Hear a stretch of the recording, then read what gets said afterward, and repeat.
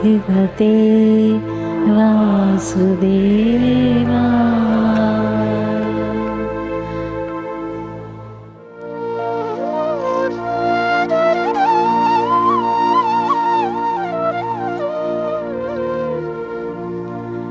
बलं बलवतां चाहं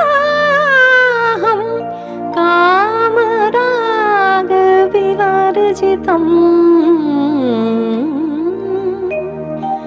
धर्माविरुद्धो भूतेषु कामोऽस्मि भरतर्षभा।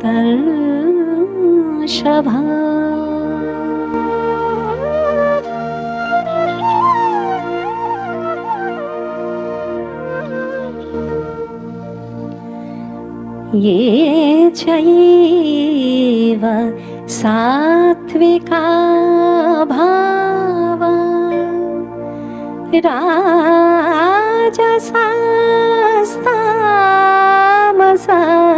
ये मत्त एवेति तान् विद्धि न त्वहं तेषु ते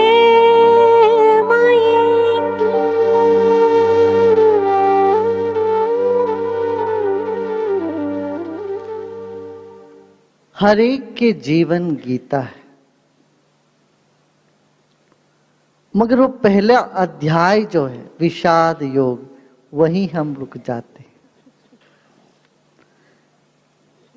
अर्जुन की स्थिति जो थी जब गीता शुरू हुई, द्वंद्व में, जीवन द्वंद्व है, जीवन एक संघर्ष है अज्ञान की वजह से, और ज्ञान का उदय होते ही जीवन उत्सव बन जाता है। और सबसे पहले तो विषाद योग, विषाद करते रहे, अपने आप को बहुत विद्वान समझते रहे, बहुत जानकार समझते रहे,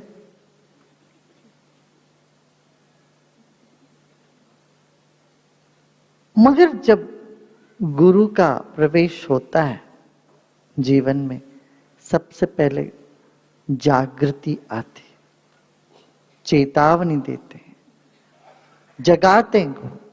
बोलते अरे भाई तू किस लिए रो रहा है, बातें तो बहुत कर रहा है, मगर चेहरा देखो तेरा, ढंग देखो तेरा, ना कोई बल है ना कोई तेज है, तू कहां धस गया, जागो। यदि जाग जाता अर्जुन दूसरे अध्याय में सांख्य योग में, आगे गीता की कोई आवश्यकता ही नहीं होती। मगर अर्जुन बड़ा स्लो लर्नर है, क्या बोलते, थोड़ा मंद शिष्य, मंद बुद्धि का, धीरे सीखने वाला, और वो अच्छा हुआ इससे। यदि जनक जैसे अर्जुन कह देता हां कृष्ण मुझे स्मृति आ गई, तुमने मुझे बता दिया, जगा दिया, हाँ मैं तो आत्मा हूं, अजर हूं, अमर हूं, मुझे अभी कुछ नहीं चाहिए, मैं लड़ूंगा, जो मैं हूं सो तू है, जो तू है सो मैं हूं, तुमने मुझे याद दिला दिया। यदि ये बात तो आखिरी में 18 अध्याय के आखिरी में जाके अर्जुन कहते हैं स्मृतिर्लब्ध्वा, स्मृति मुझे आ गई है, याद आ गई है, करिष्ये वचनम तव, जो तुम बोलते मैं करता हूं।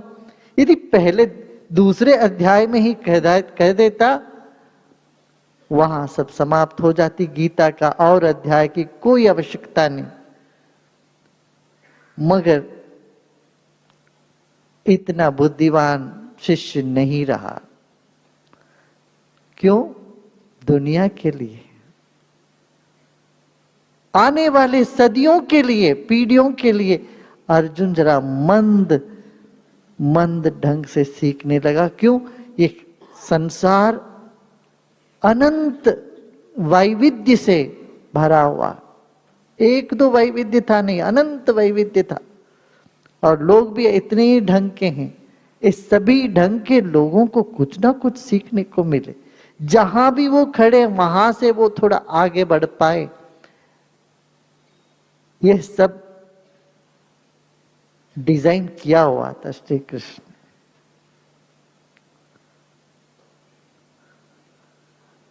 फिर कर्म योग, ज्ञान योग, ध्यान योग सब कहते कहते कहते ज्ञान विज्ञान योग में आए। और कहते विरले हमको जान पाएंगे। कितने लोग साइंस की डिग्री में पढ़ते हैं, सब कोई पीएचडी नहीं बनते, सब कोई न्यूक्लियर साइंटिस्ट तो नहीं बन जाता। इतने सारे परीक्षा देते हैं, उनमें इक्के दुक्के पास होते हैं, थोड़े से लोग आगे बढ़ते हैं। और इस क्षेत्र भी वैसा ही कहते कि तत्व रूप से मुझको जानने वाले विरले ही हैं, और इसके लिए जो प्रयत्न करते हैं वो विरले, उनसे अधिक विरले ये। मनुष्याणाम सहस्रेषु, हजारों में एक प्रयत्न करता है, ऐसे प्रयत्न करने वालों में हजारों में कोई कोई मुझे जानता है। फिर मैं कौन हूं? बहुत सुंदर ढंग से बता दिया। मेरा दो प्रकृति है, एक परा एक अपरा। जैसे मेरा शरीर है और मेरी चेतना है। शरीर तो दिखती है, चेतना, चेतना का लक्षण दिखता है, चेतना वैसे नहीं दिखती। शरीर में चेतना है, इसका पहचान, इसका लक्षण दिख जाते हैं, मगर चेतना दिखती नहीं है। ऐसे अपरा प्रकृति जो दिखती है, अग्नि, वायु, आकाश, पृथ्वी, जल, इन मन, बुद्धि, अहंकार से बना, ये तो दिखता है। मगर इसको जो धारण किया हुआ जो चैतन्य सत्ता है, वो नहीं दिखती है। ये परा प्रकृति है। और ये भी मेरा है, ये भी मैं हूं, ये तो बता दिया। फिर शिष्य का मन जहां भी दौड़ता है वहां खड़े होके दर्शन दे दिए। अरे भाई, गुणवान के गुण में हूं, बलवान में यदि बल दिखता है वो बल मैं ही हूं। कहीं सौंदर्य दिखता है, भूल के भी मत सोचना सौंदर्य उस व्यक्ति का है, मेरे वजह से वहां है सौंदर्य। कहीं बल दिखता है, वो बल, हर तपस्या तुम्हें मेरी याद दिलाना है, दिलाए तो ठीक है, तब तुम पटरी पे हो।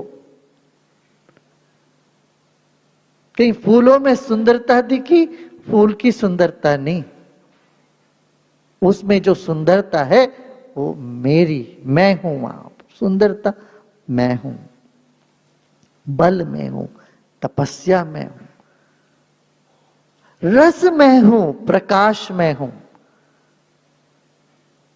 सुगंध में हूं।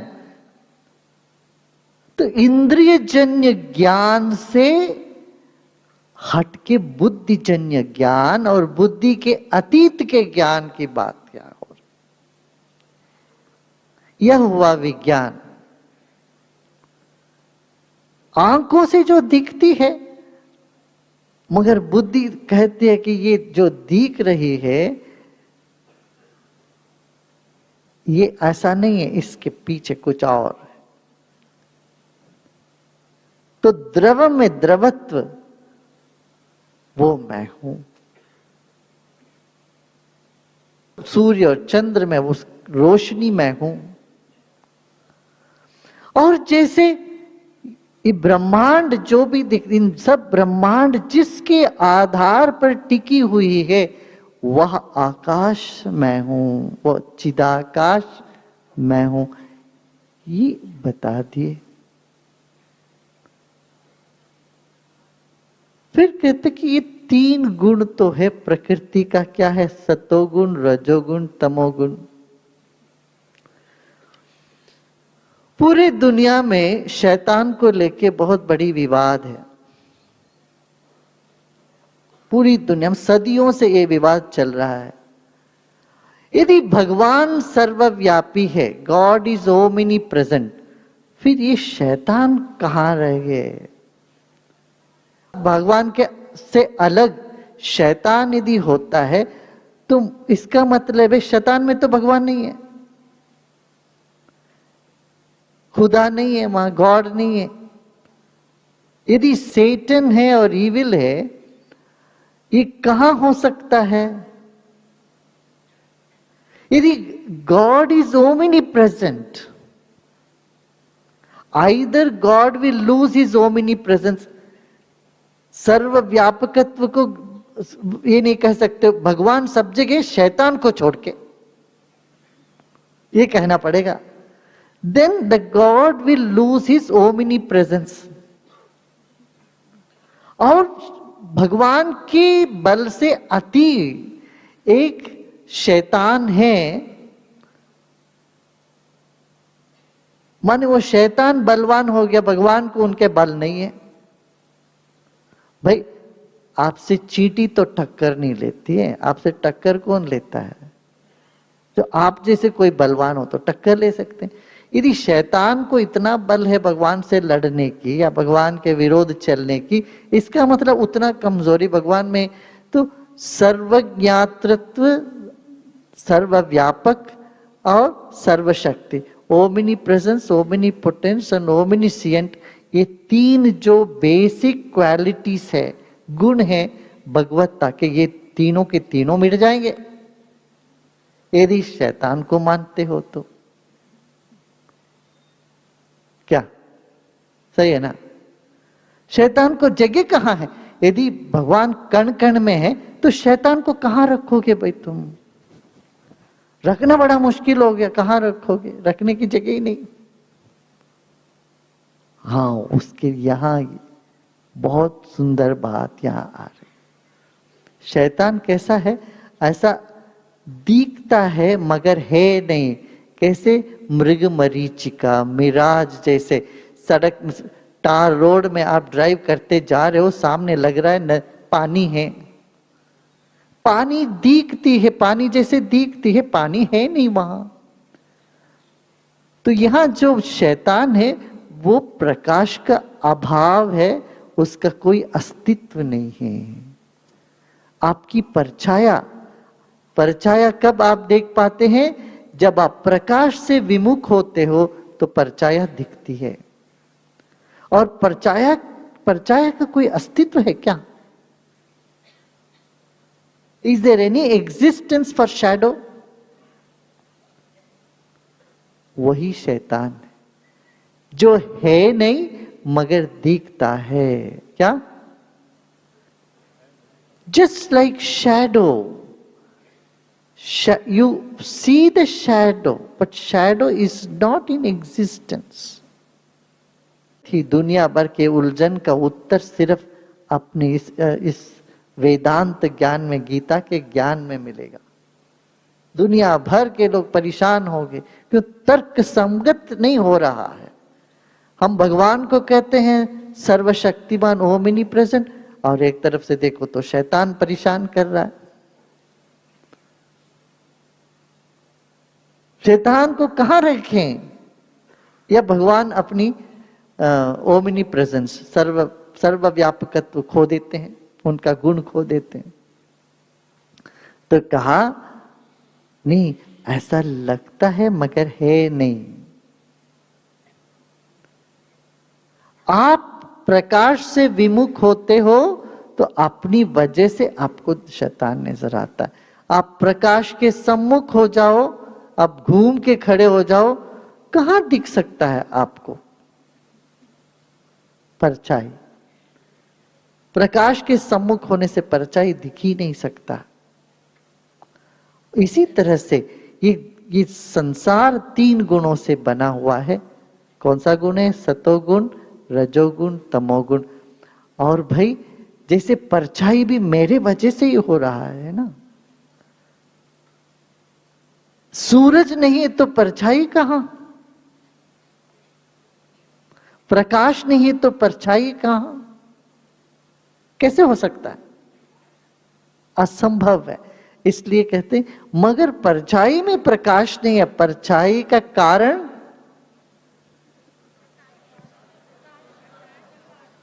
शैडो का कारण क्या है? प्रकाश। मगर शैडो में लाइट नहीं है। यही तमोगुण भी मुझसे ही निकला है मगर मैं उसमें नहीं हूं।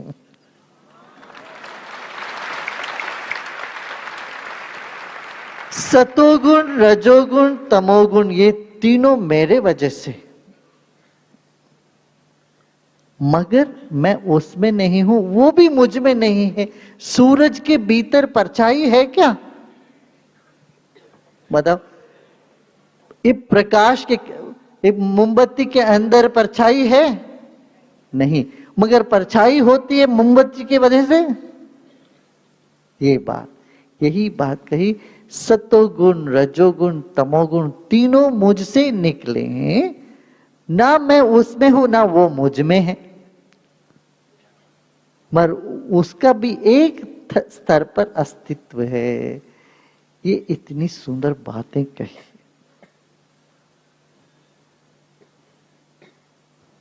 ये तीनों गुण, ये तीनों दैवी गुण है।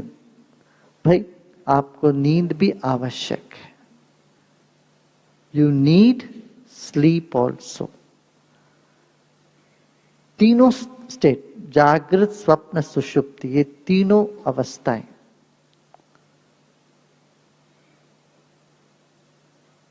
सुषुप्ति तमोगुण, जागृत अवस्था रजोगुण सतोगुण, और सपना भी रजोगुण से होता है, तमोगुण रजोगुण का सम्मिश्रण। जैसे कल हमने बताया सूरज गोल है, क्यों? उसके चारों ओर जो आभा है, वो ऊर्जा है, वो इतना घनिष्ठ है, इतना बलवान है। उसकी दबाव की वजह से जितने भी भौगोलिक ग्रह, उपग्रह, नक्षत्र आदि है, ये गोल आकार दिखते हैं। क्यों दिखते हैं? इसके चारों ओर इतनी एनर्जी है, इतनी शक्ति है, इतनी ऊर्जा है, उस 1000 गुना उससे अधिक है। जो दिखता है उसका, सूरज का कितना एनर्जी है, वो दिखता है, मगर जो दिखता नहीं है उसका उससे 1000 गुना अधिक उसमें एनर्जी है। यही आज का वैज्ञानिक कहते हैं। इसी बात को श्री कृष्ण ने इसी ज्ञान विज्ञान योग में कहा, परा प्रकृति जो है ये उससे बहुत बड़ा है, दिखती नहीं है मगर वो इस सबको धारण करती है। ये एकदम धार्यते जगत। भाई जो सब कुछ धारण करता वो उससे बड़ा तो होना ही पड़ेगा ना। आप हैंडबैग उठा के चलते हो तो आप हैंडबैग से बड़े होते ही हो, नहीं तो आप उठा नहीं सकते हो। आपने सिर पर टोपी रखा है और टोपी से आप बड़े होना ही पड़ेगा आपको। तो जिसने सबको धारण किया हुआ है, वो जो धारण किया हुआ है उससे तो बड़ा होना ही है। तो मेरी परा प्रकृति है, ये 8 प्रकृतियों से बड़ा है। किससे बड़ा? पृथ्वी से, अग्नि से, जल से, आकाश से, मन, बुद्धि और अहंकार से भी बड़ा है। वो मेरा परा प्रकृति। हे अर्जुन, तुम उसको जानो, उसको पकड़ो। और मैं यहां कंजूसी नहीं कर रहा हूं, पूरी तरह से तुमको पूरा ज्ञान दे रहा हूं। ये भगवान कह रहे हैं, इदम वक्ष्याम अशेषतः। क्यों? तुम मेरे बहुत प्रिय हो, इसलिए मैं तुमको पूरी बातें बता देता हूं, कुछ कसुर नहीं छोड़ूंगा। क्यों? ज्ञानी हमेशा जानते हैं किसको कितना डोज देना है। एक अच्छा शिक्षक का ये लक्षण है, वो सब एक साथ सब पाठ एक किसी शिष्य के सिर पर थोप नहीं देते हैं। वो बेचारा घबरा जाएगा, धस जाएगा उस पर। उनको पता है कितना डोज थोड़ा थोड़ा करके जितना हजमा सकते हैं उतना दे। माँ जानती है बच्चों को कितना खाना खिलाना है। जब ज्यादा खाने लगते हैं माँ रोकती है बच्चों को, ना। इस तरह से ज्ञान का भी अजीर्ण हो सकता है। लोग पूछते हैं भारत में इतना ज्ञान है फिर भी लोग क्यों पीछे हैं। ये मैंने एक ज्ञान की अजीर्णता है, डोसेज नहीं पता चला, बहुत खाए कुछ हजम नहीं हुआ।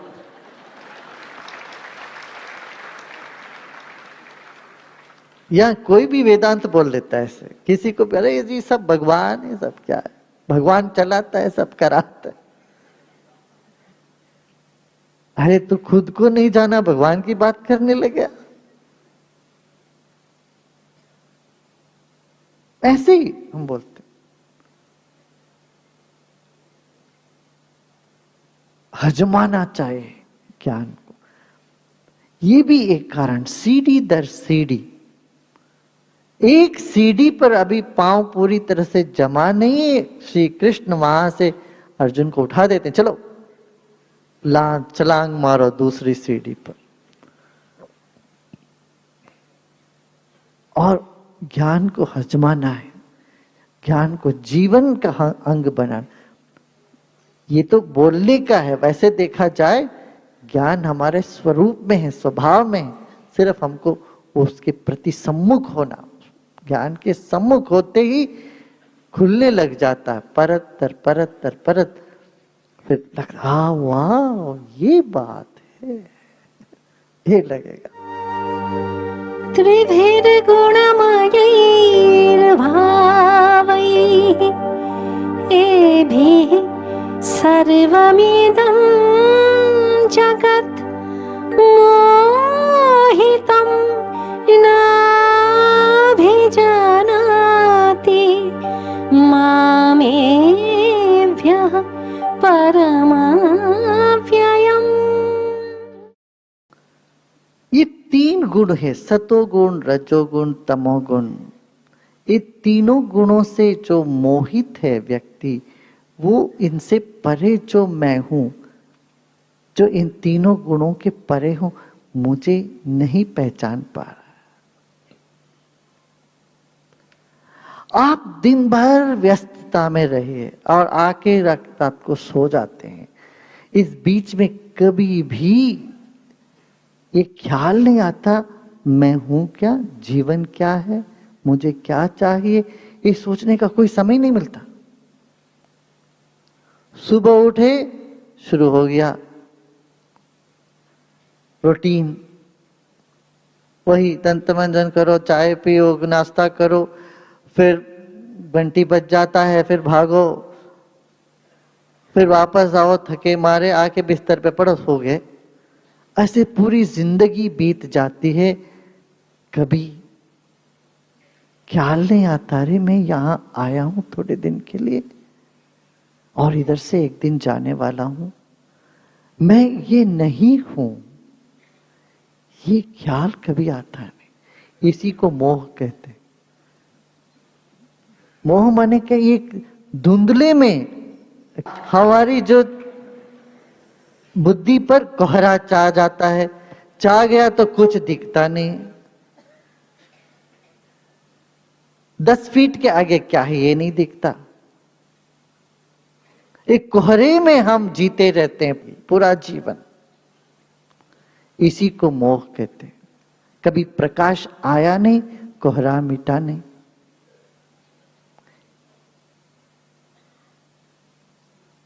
मोहितम ना भी जानाति मामे वा मजम। ये मैं जिस मैं के लिए सब कुछ करते हैं, ये मैं अविनाशी हूं, ये बात आया नहीं। क्यों? मोह के खोरे में डूबे रहे। और मोह के कोहरे किस चीज का है? तीनों गुणों का, सात्विक, राजसिक, तामसिक।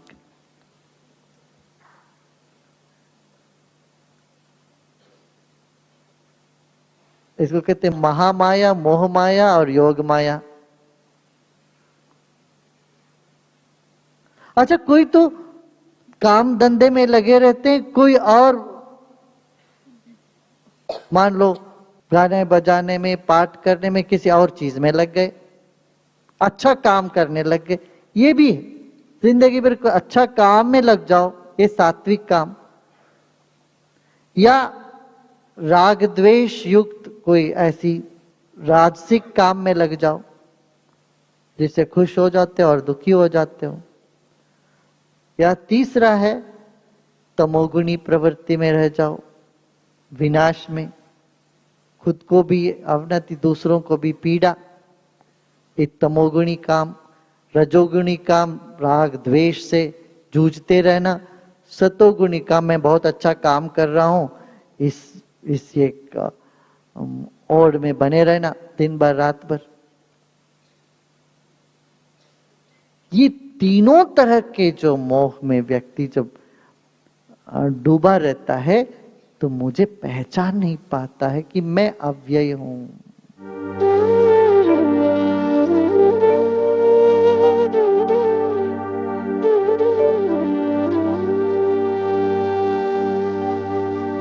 दैवी येषा गुणमयी मम माया दुरत्यया मामेव ये प्रपद्यन्ते मायामेतां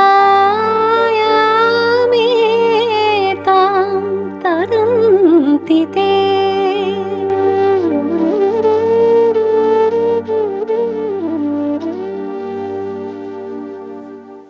यहां एक बहुत अद्भुत वैज्ञानिक रहस्य श्री कृष्ण ने यहां कह दिया। साइकोलॉजिकल प्रिंसिपल को यहां एस्टैब्लिश कर दिया।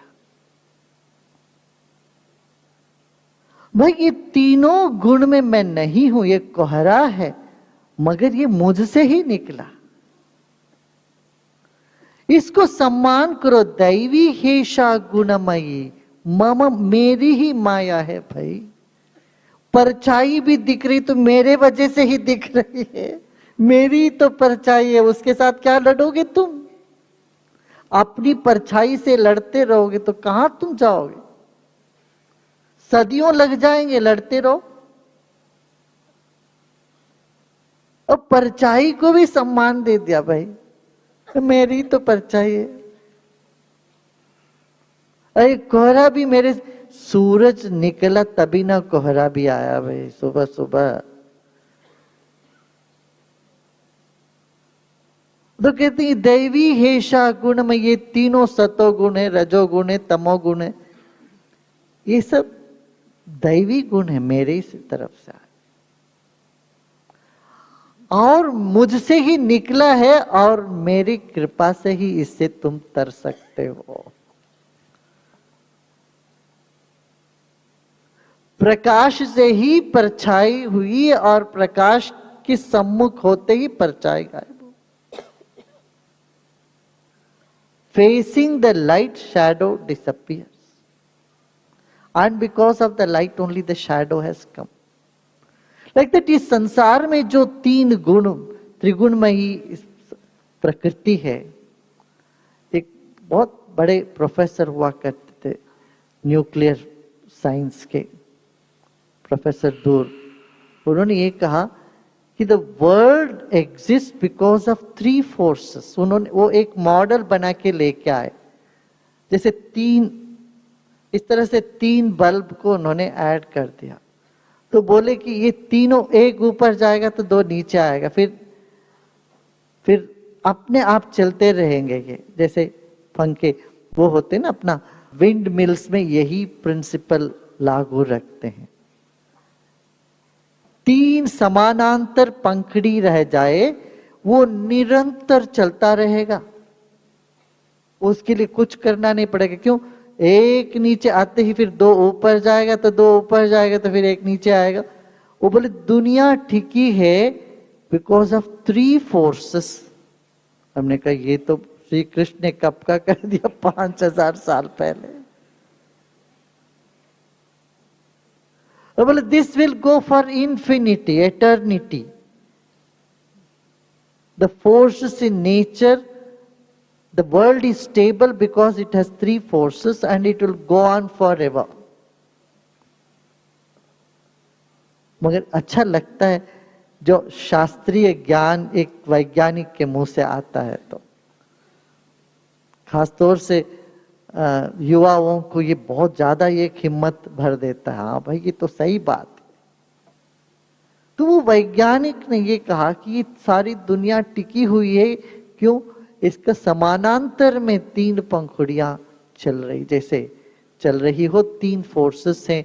और श्री कृष्ण यही बोले ये तीनों गुण जो है वो दैवी हेषा गुणमयी मम माया दुरत्या, इसको पार करना मुश्किल है, असंभव नहीं बोला है, कठिन है, असंभव नहीं है। असंभव हो तो बोल ही देते, ये तो असंभव है तो भूल ही जाओ, क्या बात है। तो जो असंभव है वो उसके बारे में बात करना भी बेकार है, जिक्र करना भी बेकार है। क्यों बात करें उसके बारे में? ना, कठिन है मगर साध्य है, संभव है, कर सकते हो। और कैसे कर सकते हो? मेरी कृपा से ही, मुझसे ही तुम इसको तार भी सकोगे, तो मुझसे ही, मेरे आधार से ही तुम इसको पार कर सकते हो, मेरे सहायता से ही तुम इससे पार भी हो सकते हो, ये बताया। दैवी हेषा गुणमयी मम माया दुरत्या मामे प्रपद्यन्ते माया मेताम तरन्ति ते।